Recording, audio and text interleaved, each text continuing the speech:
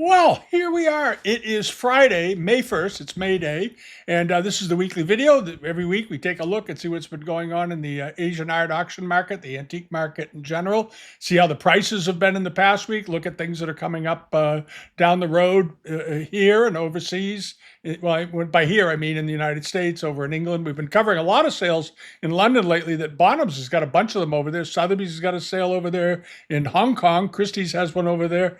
There's a lot of auctions going on right now, and they're all going to be finished up in the next 2 weeks. So it'll be very interesting to see how it goes. So what we're going to do today is we're going to take a look at an interesting sale that's coming up in Hong Kong. It's the monochrome auction. And as you know, monochromes have been very, very popular among collectors now for a number of years. They always seem to gain a lot of interest. And this will be a real test of the market because that auction will have monochromes of jades, porcelain, pottery. There's some very good Beijing glass in the sale, some exceptional pieces, Marken period pieces. In particular, one very, very nice egg yolk yellow bowl that's glass, and a very nice incense burner. So we'll take a look at all of those, and we're going to start here with some results and things that have been sold in the last week, just to give you a sense of what was going on in the auction market this week, in case you missed it, because there were a number of sales here in the U.S. over the last week. But there's not a lot of new sales. There's some that have come up, and there's some good sales. Drew Eats has a good sale coming up. You can check that out on Live Auctioneers or on the global pages if you use that. And the website, we have gotten the site up and running. The identification service has not been squared away yet because we're having trouble getting them to activate our email. Once they get that done, we'll be sort of back on track. But we are looking and talking to a couple of other providers about taking over the management of the site, because the people we're with right now have just been so unsatisfactory. As you know, it's been going on for 2 weeks, and it should have been done in a couple hours, the migration of the site, which is just a fiasco. So at any rate, and I apologize about that for any inconvenience, but as you know, the site has been very reliable for years and years and years and years, and they broke it basically when they moved it. So let's take a look at what's happened this past week. This was the Freeman sale, I believe, right? Yeah, Freeman's had that very nice sale with a lot of good Chinese export. And this was that tray that I like so much, or a serving plate as they called it. I think of it more as a tray because it's pretty good size. It was 16 inches in diameter, but extremely attractive. And I liked it a lot. I just thought it was a beautiful thing. And I thought the estimate was very conservative. And in the end, it did really well. It ended up going for the estimate was $800 to $1,200, which seemed very low to me. That's just a message, as you all know, to the potential bidders that if there's a reserve on it, there's not much of one. Anyway, this ended up going for $1,900 plus the premium, so around it comes out to about what? 360 to about $2,400, $2,500, something like that. Beautiful piece of 18th century export porcelain. I really like that a lot. And then over to this, the silver form China Trade Fitzhugh tureen with under tray, and I just love the shape of this, the way they shape these, and they're very much like English silver tureens, very attractive, and it did well. It brought $2,500. It brought the high estimate plus the premium, so around it's about $3,400, $3,300 for that. So that was a good result. The whole sale did fine. This is what's really interesting. Chinese export wares now are really starting to move up a bit. You have this wonderful armorial bowl, Fitzhugh. I liked it a lot, even though it has a little bit of a warp in the rim, it looks like, which isn't unusual for bowls. That often happens in the kiln. They sort of get a little out of shape during the firing process, and they go in perfectly straight, and sometimes when they come out they've sagged a little bit, but the workmanship on this was extremely fine all the way around. Just beautiful, beautiful, meticulous work, and it really shows you how well they can do them on these export pieces. This quality of blue and white work is as good as anything that was ever done for the palace, I think, and it ended up going for $8,500 plus the premium. Excuse me, about well over the high estimate. The high estimate was $5,000, which I thought the estimate looked perfectly reasonable, and it went way over that when you include the buyer's premium, the buyer's commission. It ended up at about $11,000, but an exceptionally pretty bowl. This is a great example, and it was pretty good size. It was 15 and a half inches in diameter. So it's not at all a surprise. You got a slight bit of warpage. It's not a knock on the piece at all. It's a beautiful, beautiful piece of porcelain. And then over to this. This is the sale that took place at Sulis. This was that sale with all that great Japanese material in it that somebody tipped me off about that was coming up. And the sale did very well, and it was nearly all Japanese work. There were some Chinese pieces in there. We're going to focus on the Japanese ones, though, because I really I was very pleased to see the results here. You have this Meiji period to early Meiji to. They dated it Meiji or Edo Japanese carving. This looked like an 8. I don't know. It doesn't. None of it looks Meiji. The surface looks old. The patina looks very, very good. And if I were looking from the photographs, this thing looks like it was probably made around 1800, well before the end of the Meiji period.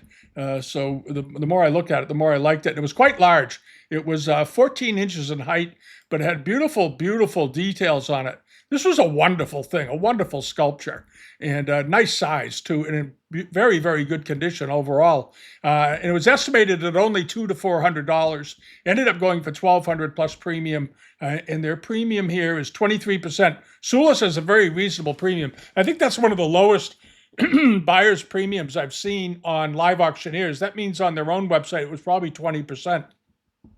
So good on them for managing to do that. Any rate, this ended up going through at around about $1,450 roughly, somewhere in that range. But a beautiful piece of carving.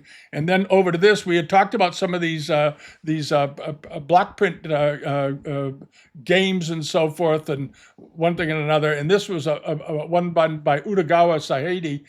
This did extremely well. It ended up going for $2,400 plus the premium, or around $2,800. And these types of block prints don't turn up very often, and you'll see all the little markers. It's sort of like if you imagine a Parcheesi board or some other game board that we have today, where you move pieces around. This is sort of the same idea, but wonderfully done, nice color, and these are fairly large. As I mentioned last week, these aren't small prints. This one measured, it was made around 1881. It was 22 by 28 inches, not including the frame. So it was a pretty big thing. With the frame, it was 29 by 34. So this is a fairly large print. I think it was a great thing. Beautiful color. And before I forget this, I had mentioned this a couple of weeks ago, and I think somebody got an absolute bargain. This was a very nice eggshell, very thin Famille Rose export Republic period, late Qing to Republic period lantern, and it went for just $160. This was down at Butterscotch auctions in Pound Ridge, New York. I think that was maybe that might be the one of the buys of the last couple of weeks. It should have brought a lot more than that. It should have brought $400 or $500, I would think, $300 to $500 at least. And somebody got a very nice buy, and it worked as a lamp too. Incidentally, I don't know if any of you bothered to look at it, but they threw a picture of it and illuminated. What a great thing for a bedroom or a library. All right, now hopping along back over to. Let's see here. This is, we're going to get back to the Japanese sale in a minute. This was Nadeau's had a sale and last week. And there was this was on the global pages. It was very, very nice Buntong Korean Celadon bottle, 12th century Goryeo period with a white inlay on it. Very, very nice. And I believe this came from the Rockefeller family, John D. Rockefeller's collection. It had been given, as I understand it, to a university, and then the university deaccessioned it. But it was only estimated $200 to $400, and it ended up with just 32 watchers, but it sold for $12,000 plus the premium, or around $15,000. That was a heck of a nice thing. And then the brush pot that was in the sale that we talked about a number of times, that was estimated at just $500 to $600 or $500 to $800. In the end, it did just fine. It brought sort of in the middle range, I guess, of what we had said it would bring. It brought $17,000 plus the premium, so that would work out to about $23,000 or so for this. I still think it was a very, very good buy, and it could have gone for more, but that was the price it brought on that day, as they say, and that's what it was worth on the auction day of April 25th. And then hopping along over to this, we're getting back to the Sulis auction. A few pieces got in between there. I apologize for that. This was the sale, and if you go through it, I would suggest if you like Japanese things and you want to see a real nice range of objects from Japan, I would suggest you go through this. There was a lot of interesting material in here. As I said, there were some Chinese things as well, and there was even a piece of American furniture. But in general, it was Japanese heavy, and this is it. As you can see, there was some American furniture in as well, including a walnut drop leaf dining table. That chest that we talked about last week, the Kiyaki wood Japanese tansu from the Sendai area of Japan. I just thought this was so handsome. I just can't. I thought it was a beautiful thing, and in the end, it did just fine. It went a good bit over its high estimate of 3,000 and went for 3,400 plus. Well, it ended up at about $4,000, I guess, 23% on top of that. But it was a beautiful, beautiful piece of furniture. Just wonderful. Great lines, great layout, very powerfully done, very handsome. And there were other pieces of furniture that actually brought more than that, but that was the one I liked the best visually, so I guess that's why I showed it. And then there was this one. This was a merchant's chest that was in the sale. This was also estimated at 2,000 to 3,000, and it did great. It brought 11,000 plus premium, or around $14,000. Very, very attractive. Nice one. Lots of signs of age on it. Good deep patina. The patina's not disturbed on it anywhere. And that's the way, real collectors like to find things, with undisturbed surfaces. Or if it is not the original surface, at least an extremely old one. This chest dates to about 1800. And then hopping along, that we did him already. And there's another one of these board games. This one brought 5,000. Let's see, this is a Sogoruku board game, as they call them. Very, very nice. Beautifully done, good color. What struck me about these games, too, is that they're all the colors are all in very, very good shape. These were all made during the 1800s. So that was a heck of a nice thing. And the baskets, of course, there were lots of Ikebana baskets in the sale for flower arranging. And this was one that we had mentioned last week. I thought it was awfully interesting. I thought the estimate was very reasonable. And it blew the estimate out. It went for about 5,000, including the premium. And it was estimated at 1,000 to 2,000. But this is that beautifully done basket, and very, very nice. It had a bamboo liner to put the flowers in, because these Ikebana is those of you who don't know, that didn't see last week, Ikebana just is a flower arranging tradition in Japan, and they use lots of things other than baskets to arrange flowers in. But there's a very, very fascinating tradition to do with artists making beautiful baskets, and they all had their own stylistic ways of doing them, and they made them right into the 20th century. It's one of those traditions that lasted. And Mr. Adair, the dealer, he was John Adair. He was an American, but he had a shop in Japan starting in the 70s. He really got into Ikebana baskets, and he got to know who a lot of the makers were in the areas, got familiar with them, and he bought quite a few of them. There was, if you looked at the sale, you'll know how many there were in this sale. There were looks like a couple of dozen of them.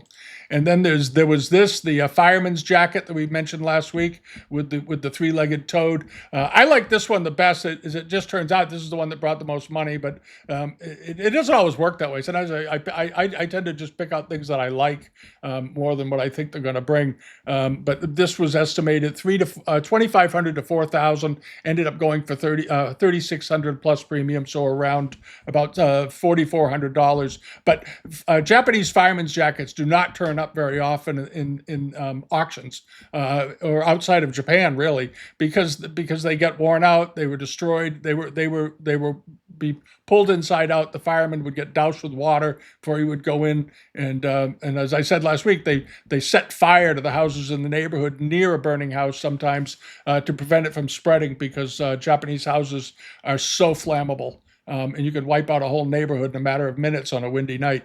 So anyway, that was a good looking one.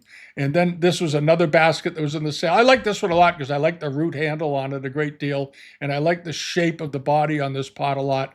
And it did fine. It ended up going for $1,900 plus the buyer's premium. Very, very nice detail, very good color, and appears to be in wonderful shape. That was a very, very attractive piece of work, and it was only estimated $200 to $400, which seemed awfully low for a good ikebana. Even if you don't know who the maker is, a basket of this quality is very desirable. Dark, rich color, and interesting innovation with the handles makes it interesting. All right, and then and that was sort of it for that sale. If you want to go over there to the Sulis sale on Live Auctioneers, or go to Sulis Auctions on their own website and go through and take a look at the sale and look at the Japanese things and see how they did it. Give you it was a good solid auction. I have to say I was very pleased to see it. And this is something I forgot to mention last week. This was in the Freeman sale, and it was that Goyo period water dropper. And they weren't sure whether it was. I thought it looked fine, but Freeman's were being conservative on it, so they didn't say definitively how old it was because they're a little tricky. And it ended up. It was estimated at $3,000 to $5,000 and went for $9,500 plus the premium, which to me seems very reasonable given assuming that it is a real an early one from the Goyo era. So it ended up being about $12,000. But the surface on it looked awfully good to me, and the details looked good. So that's why I thought it looked fine. All right, now moving along over to this. This is Revere Auctions out in, I remember, in St. Paul, Minnesota, has a sale coming up. They've got some Japanese things. They also have some very interesting Egyptian things and Middle Eastern things in the sale. You want to check it out. The sale is on the 19th of May. And so you got a couple of weeks, but they have 4 of these very interesting chicken cups that were originally from the 18th century, but they became reproduced in the 20th century, and they have quite a collector market for these. And the estimate on these is $3,000 to $6,000. Now, there was a set of 4 of these recently that sold somewhere. I forget what it was. Some of you might remember. Was it Sotheby's or Bonhams or something? And a set of 4 of these brought around $20,000. So we'll see how they do. They've got them dated as Republic period, 6 character marks on the bottom and so forth. These are very, very nice. And a set of 4 is hard to come by, as you all know. And the repeats from one to the next is extremely well done. Very precisely done on all of them. They did a very, very good job with them. And it's got its original case, which makes them quite desirable, I think. At any rate, check that out. The estimate is $3,000 to $6,000 with a $1,500 opening bid. And then this also is in the sale. This very nice, probably mid-19th century, I would guess, by the looks of it. Throne brocade panel, beautifully done, dragons all over it. It's got a few minor repairs to it, but that's about it. The color looks good. The color is a little bit soft. There may be some softening from light on this, but it's not at all a negative. It's got the red still is pretty strong. The groundwork looks good. And overall, it's a nice looking piece of silk. It's got a big estimate, so we're going to see how it does. It'll be a test of the silk market. It's estimated at $20,000 to $40,000 with an $18,000 opening bid. And this sale just came up. This already has 12 watchers on it, so that bodes well. And we'll see. We'll come back and visit it at the end, see what it did. All right, but check out Revere Auctions on May 19th. And they're on Live Auctioneers, obviously, and they have their own site. All right, now over to Hong Kong, the Sotheby sale. One thing to know, as you know, every year they do 5,000 years of Chinese art.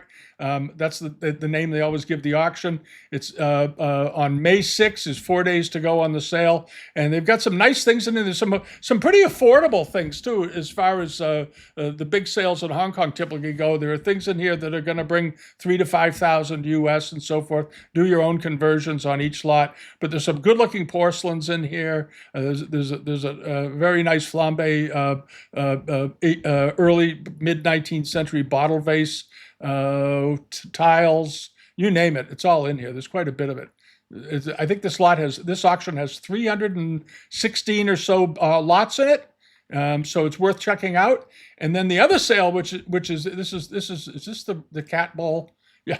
This just caught my eye. This was wonderful. A kitty cat bowl looking at a butterfly. Very, very nicely done. Good soft color, nicely shaped, and unusual decoration. That's why it caught my eye. I like, as you know, we always talk about unusual things. This is a little bit unusual for this Kangxi period. It's a small bowl. It's only the diameter is only 5.7 centimeters.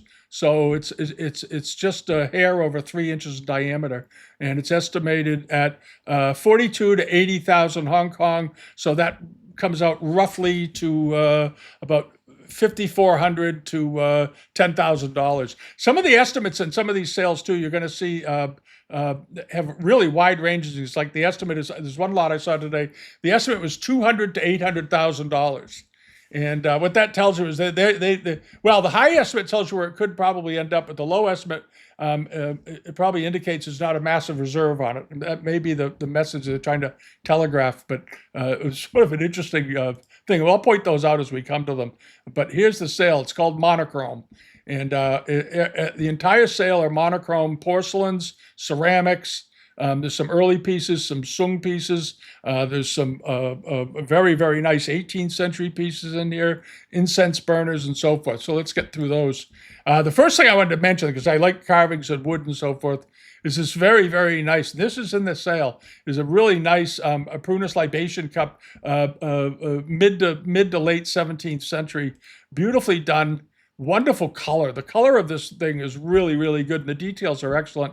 But the patina on the wood is excellent inside and out, and it's in high relief, very, very high relief with these little plum blossoms all over it, and this sort of gnarly branch is simulating an old tree, which is very important in Chinese culture.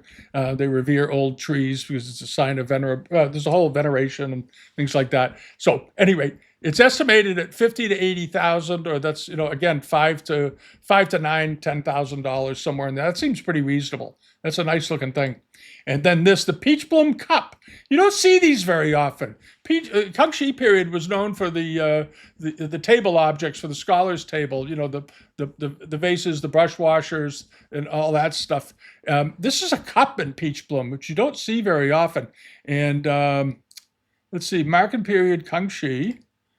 There's the bottom of it. Could they make it any smaller on the screen? There we go. Lift it up.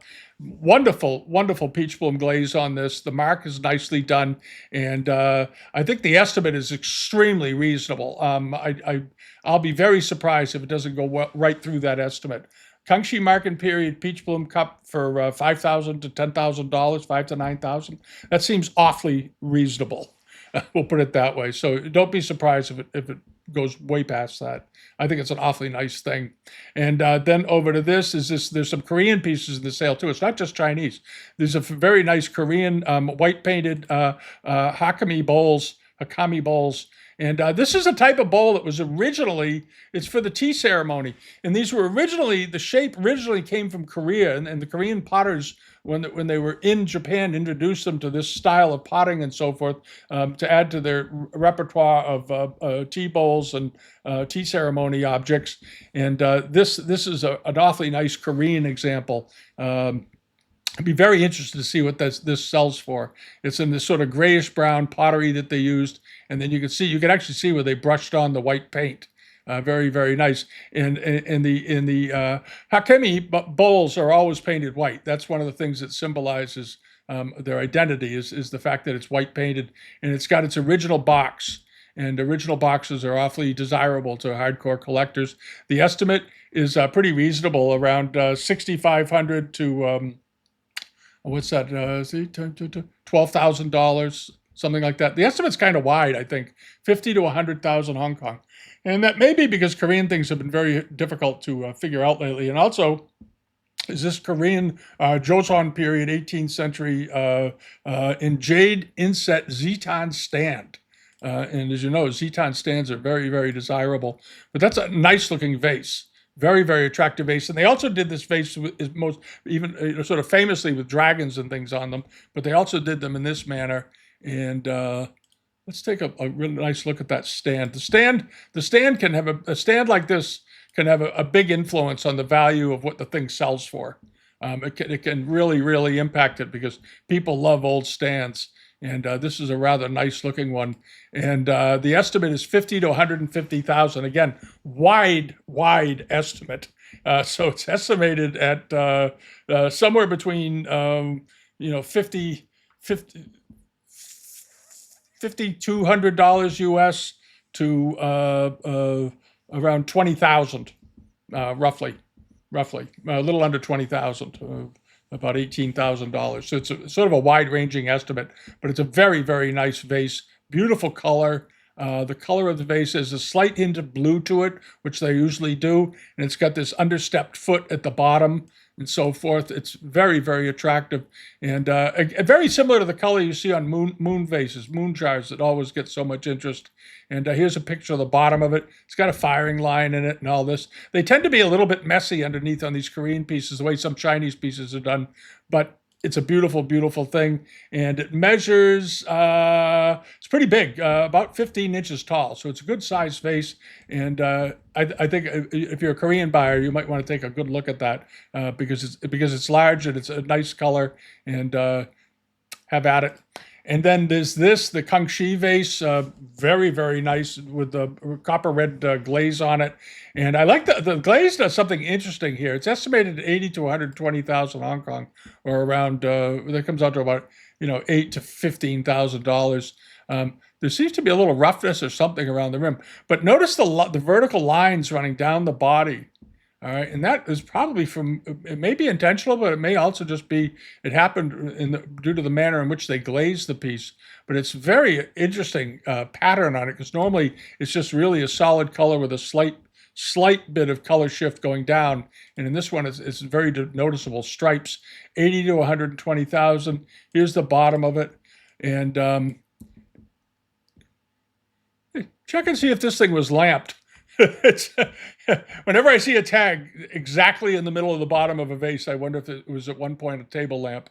But maybe it wasn't. I shouldn't have said that, maybe. But ask them, is that thing covering up a repair, a hole in the bottom? But anyway, the foot rim on it looks good. And these Kangxi copper red pieces often have these sort of celadon-y, bluish finishes on the bottom with crackle in them. It's a very typical thing. You see it on bowls, you see it on vases, you see it on dishes, certainly, and so forth. So this is a nice looking thing. The estimate is 80 to 120,000, or 9 to 15,000 US, something like that. And it measures 44 centimeters in height. And it came from the collection of Zhang Ling up until 2012, and then it was in the collection of Mrs. Si Sui Bong, Hong Kong. And it was a collection that was started in the 1970s. It's an old collection. They're probably cleaning up an estate, or they're downsizing, one or the other. All right, and then over to this, the flambe glaze Chidlong Marken period, little sort of a jar, I guess you'd call it. It's not terribly big. It's about 6 inches tall, but wonderful glaze. The drip glaze on this is extremely colorful, very nice, crisp colors, beautifully shaped. And the rain mark is on the bottom. It's an impressed mark. There you go. And sometimes when you see these, you have to look very carefully to be able to see the mark. This one is quite visible, but sometimes they have rain marks on the bottom, and if you don't look at them carefully, you may miss it. So whenever you see some of these pieces, especially monochromes that were inclined to have impressed marks on them, look carefully when you see one, because it makes, as you all know, a very, very big difference in value at the other end if you go to sell the thing. And often the marks get missed. I've seen it happen. Because the light isn't good enough when people go to examine them, or the photography wasn't quite good enough when they took the picture and they washed out the mark. And this one does have a mark, because not every auction house mentions marks. I'm just going to tell you that sometimes if they're not experienced, they'll just not bother. They'll just say, here's the vase, here's the bottom of it. And then over to this. This is one of the nicest Southern Song Qingbai Mei Pings I've seen in a long time. It's very, very nice. It's got a strong estimate, but again, one of these wild, wide estimates. It's estimated between 500,000 and 1.5 million Hong Kong. So that's a pretty wide-ranging estimate, I would say. So the estimate is roughly about 80,000 to almost like 220,000, something like that, 200 or 80,000 to $180,000. And this one has beautiful color. It's size decoration, but very nice color. And when you look at this, you'll notice the color is even, and it varies because there's incise decoration on the body, but there's no errors in the glaze. The glaze is very refined, and it stops extremely neatly at the foot, very tidy, and you've got a nice white paste revealed at the bottom.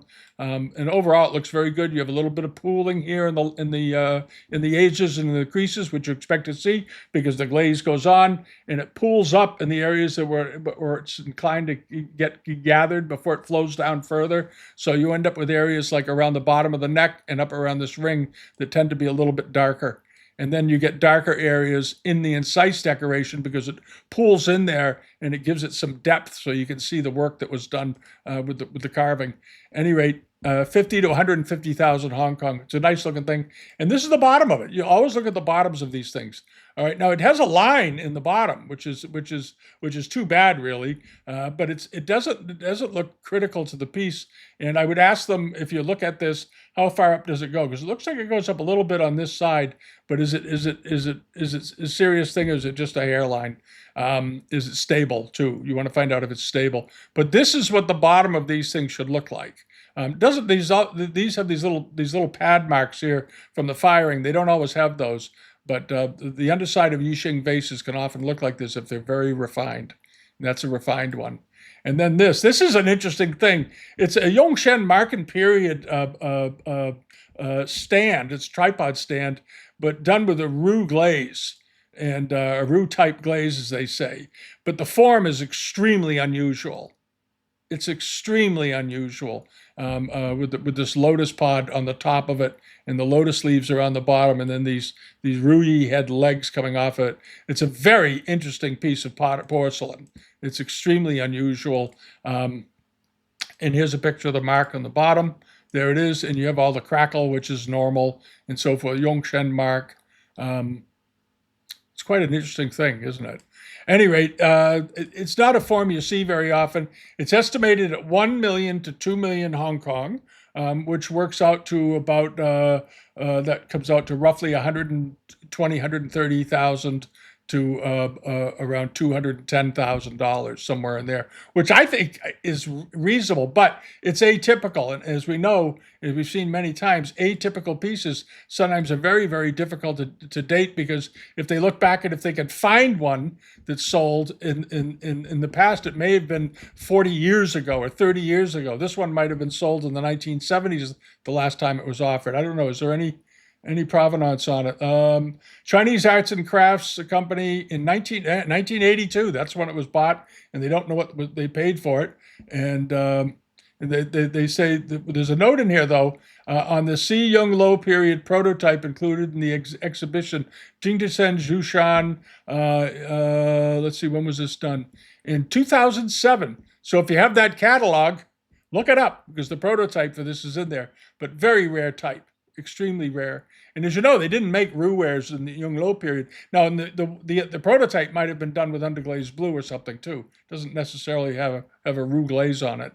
And then incense burner. There's two very nice incense burners in this sale, and they're quite different, which is nice. They're both three-legged examples. This is one with almost a clair de lune celadon glaze on it. It's a very, very pretty light glaze. I like this quite a bit, and it looks to be in very, very nice shape. These are not terribly big, as you know. This one is probably, 3 inches or something? Diameter on this is 5 inches. So it's probably about 2 or 3 inches high. It's estimated 100 to 300,000 Hong Kong is the estimate on it. You have to get a kick out of that. So that works out to roughly $12,000 to $32,000, somewhere in that price range. It's very, very attractive. And then this is another one. This is in a more deeper green celadon color, more traditional color. And this one is estimated even wider, 200 to 800,000 Hong Kong. All right. So they are clearly leaving it up to the bidders to decide what this is worth. But the glaze is very, very nice. It's a very desirable glaze. The crackle on it is quite attractive, and a good, clean crackle to it. Here's the outside of it. It looks very nice to me. And this would be done during the Southern Sung period, of course, where they made most of these. And we'll see how it does. But it's estimated, right now, it's estimated at, what, 30 35,000, 30 odd thousand, up to basically $100,000. That's a pretty big window. And then over to this. This is some of the Beijing glass that's in the sale. This is an egg yolk yellow, very nice egg yolk yellow Yongzheng market period glass dish. These don't turn up very often. This is a really, but the color of this thing is absolutely stunning. Absolutely great. Imperial work. Very, very nice. Very, just so clean, so clear. And it isn't too lemony looking. And here's a picture of the bottom of it, with the rain mark in the middle. These are cut in. They're like wheel cut marks on these. They don't paint them on. And it's estimated at 600,000 to 1.2 million Hong Kong. And that, of course, works out to about, what is that, about 70 to $140,000 roughly, 130,000. And then the next one is this one. This is that incense burner I was telling you. Sort of an orange. They're calling it orange. I guess it is technically, but it's got a nice brown, warm color to it. This is a very attractive incense burner. Again, Beijing glass, beautifully done. Beijing period, and let's see. It's got they took a detail to mark. There it is. There you go. Now you can see the wheel cut mark. That's how they used to do the marks on these, and they wheel cut them into the bottoms. And they do them on the fakes too, so you want to be very, very careful. This one is estimated at 300,000 to a million Hong Kong. All right, again, wide ranging, but very, very attractive piece of glass. And there's several other pieces of glass in here that are quite good. And then there's this Qinlong market period yellow glazed bowl, porcelain bowl. Nice clean color, good shape. The potting on this bowl is very, very appealing. There's a little bit of pooling of the yellow down here along the bottom, which is to be expected. And the base has the mark. And again, you've got a beautiful looking base on this. And notice how white the porcelain is here. There's no impurities really. They were very good at cleaning clay. And they got all of the impurities out if they could on all of these pieces, especially for the palace wares. And that's why you have these, because when you look at the non-imperial pieces, often there are little rush spots and impurities in the paste where the glaze didn't cover it. But this is what how well they were doing them. This was done during the early 19th century. All right, and the estimate on this is 150 to 500,000 Hong Kong. So that works out to around 8, 10, 14 to what? 14 to $45,000, something like that. I guess 14 to 45,000, but nice looking thing. And it's a good looking sale. It's a fun sale, even if you don't, even if you're not a big monochrome buyer. You want to go look at this auction. It's if you're not going, even if you're not going to participate, because it's a wonderful area of collecting. They're beautiful things, and the sale again is on May 6th in Hong Kong at 11 o'clock Hong Kong time. And there it is. And there's also things like these cafe au lait bowls. You'll get a good look at it. Very unusual ruby red. This is an interesting thing. It's a water pot, a melon form water pot. And again, you don't see, that's a very unusual piece. And that looks almost like Art Deco. It looks very modern. It's very chic with the red glass laid into the clear glass, nicely molded and shaped. Estimated at 42 to 80,000 Hong Kong, which is, it's about $5,000 to $9,000 for that. It's very attractive. It's 19th century, and it measures 7.5 centimeters high, or around 4 inches high, roughly, right in there. All right, so that's sort of it. That covers most of what's going on. If you're wondering about the sales over in London, we've done a number of sales on the bottom stuff, and we've done some other videos previously. If you didn't see them on the Sotheby sales in Hong Kong, and whatever else is going on, but check them out. And if you haven't yet, subscribe here on the channel. We love to see new subscribers. And leave a comment. Tell me what you collect. I'm very curious. I'm always interested to see what people collect. Because it's really wild how wide the range is. It is a collector for every category, basically, and it's always fun to see what people are buying. All right, have a great weekend. We'll be back in a few days. We're wrapping up the issues on the bid amount website, and hopefully it'll be back to normal in the next 24 hours.